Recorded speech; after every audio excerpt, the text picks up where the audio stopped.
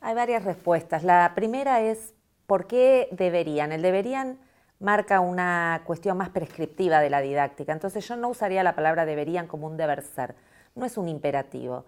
Ahora, los geógrafos usan cada vez más las imágenes satelitales, los contadores usan cada vez más la web para su profesión. Los médicos hoy tienen como parte de su profesión casi la obligación de conocer el diagnóstico por imágenes. Y sin embargo, en educación esto es una pregunta.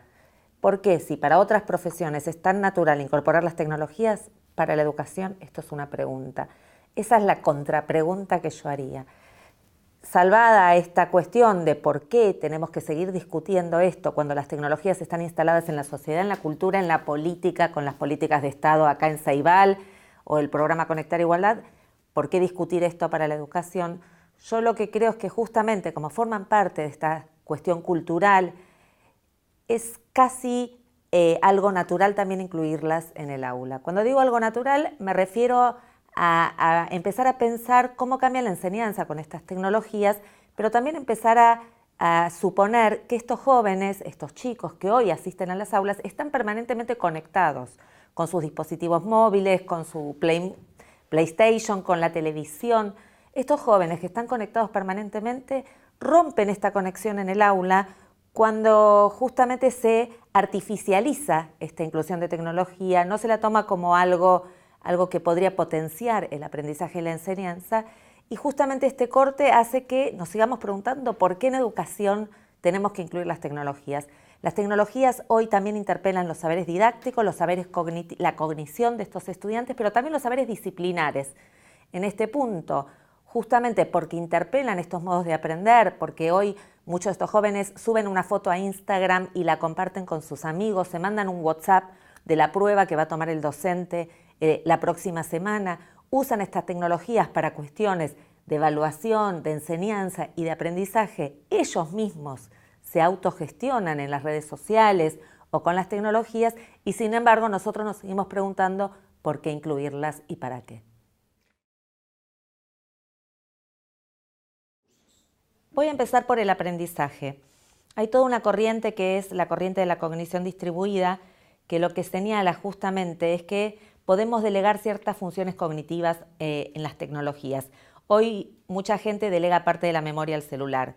Entonces quizás no se acuerda qué tiene que hacer en el día o quién cumple años, porque el celular se lo recuerda o Facebook le dice hoy cumpleaños tal persona. Es una especie de delegación de la memoria. Si nosotros entendemos que parte de la delegación de esta memoria puede funcionar con algunos artefactos y herramientas tecnológicas, otra parte de la memoria la podemos liberar, digo metafóricamente, para usar en clase. En este sentido, toda esta corriente de la cognición distribuida lo que señala es que aprendemos con otros, aprendemos de otros, aprendemos con las tecnologías y aprendemos de las tecnologías. Esta función social, cultural y política que señalaba también es parte del aprendizaje. Estas tecnologías son producciones culturales y como producciones culturales marcan épocas. En estas épocas los artefactos fueron cambiando, pero no son solamente artefactos, son herramientas de pensamiento. En la medida en que usamos estas tecnologías, dice Burbules, estas tecnologías nos usan. Es decir, cambian nuestras maneras de aprender cuando hay mediación tecnológica, cambian las formas de construcción de conocimiento. Hoy tengo también como docente la posibilidad de ver qué otras clases hacen otros docentes en el mundo, qué investiga un docente en otro lugar, qué actualización bibliográfica hay sobre un tema, qué imágenes tengo sobre inundaciones, qué dicen otros especialistas sobre un tema. En este sentido, tanto para la vigencia y la actualización de un tema están las tecnologías, como para esto que yo decía de potenciar los aprendizajes. Por otro lado, también está esta idea de aula extendida. Las aulas ya no son solamente las aulas, las paredes, sino lo que sucede después de esas paredes. Esta cuestión yo la llamo aulas porosas, que dejan entrar el aire de afuera y por otro lado llevan el aire de la escuela a la afuera. Ya no hay una afuera y una adentro, hay una permeabilidad. Los docentes siguen conectados, buscando material para su clase en sus casas, los alumnos siguen conectados pensando su tarea escolar. Esta ida y vuelta, esta porosidad hace que esta idea de aula extendida hoy esté vigente. Y está vigente también para actualizar contenidos en las redes sociales, está vigente hoy porque aprendemos gracias a estos grupos WhatsApp o alguien me dice una respuesta y puedo pensar en otra.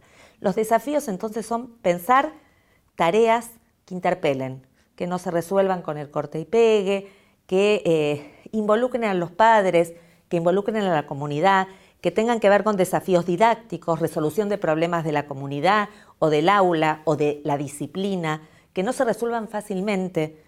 La información está accesible, dice Serres, pero la construcción de conocimiento, de esa información a la construcción de conocimiento hay mediaciones. Y esas mediaciones son tarea del docente. Favorecer las tareas no sencillas, tareas colaborativas, tareas con otros, tareas con expertos de otros lados del mundo que hoy están conectados. Pensar diferente la clase, teniendo todo esto hoy disponible. Es una pregunta difícil porque también tiene que ver con saberes disciplinares y voy a hacerlo desde una cuestión más genérica porque así digo, después cada docente tendría que vincular esto con su disciplina. Desecho estas estrategias que tienen que ver con lo fácil. Si mientras el docente está hablando, el alumno googlea lo que dice y lo desafía con la información, el docente se ve interpelado, pero entonces vuelvo a pensar, ¿qué estrategias? Estrategias que tengan que ver con resolución de problemas complejos, estrategias que tengan que ver con casos, con una transferencia a la práctica no lineal, no unívoca, que ayude a pensar, que presente algún desafío cognitivo. Puede ser, por ejemplo, esto que digo, una resolución de un caso dilemático. También trabajaría más con imágenes, una dimensión que es la dimensión expresiva del conocimiento. Hoy se piensa mucho con imágenes, hay distintas formas de construir conocimiento, esto ya lo sabemos, pero no lo potenciamos y no lo aprovechamos. Pinterest como red social que trabaja con imágenes y los tableros nos permiten pensar en una línea que tiene que ver con la percepción y la cognición, cómo conocemos a través de los procesos perceptivos. Trabajaría mucho con la imagen, con la intervención de la imagen, trabajaría textos en capas, con colores, con otro tipo, con diagramas, herramientas que hoy trabajan diagramas de contenido, ayudaría a pensar otra vez en la cuestión sustantiva y epistemológica del conocimiento. Esto es una estrategia vital. Sabemos que tenemos que ayudar a los estudiantes a clasificar la información, a buscar y a discernir entre información espuria y relevante, pero no sabemos a veces cómo hacerlo. Me parece que una de las estrategias para hacer es mostrarle al estudiante cómo uno busca la información, cómo se la selecciona, cómo yo selecciono información para una clase, por qué esa página, por qué esa información, cómo contrasto fuentes, cómo clasifico, cómo organizo y cómo jerarquizo. Y por otro lado, cómo sintetizo. Son todas capacidades de pensamiento que hoy tienen que estar más vigentes que nunca. La capacidad de síntesis y Serres también para volver a poner en escena esta idea de si la información está distribuida, ¿qué tenemos que hacer? Él dice, solo nos queda inventar. Cuando él dice solo nos queda inventar, está hablando de la clase como un acto creativo. No repetir la clase, pensar que cada clase es en sí mismo un acto creativo, donde creamos con los estudiantes, donde los interpelamos, donde nos interpelamos a nosotros mismos. Me parece que esa es la estrategia didáctica.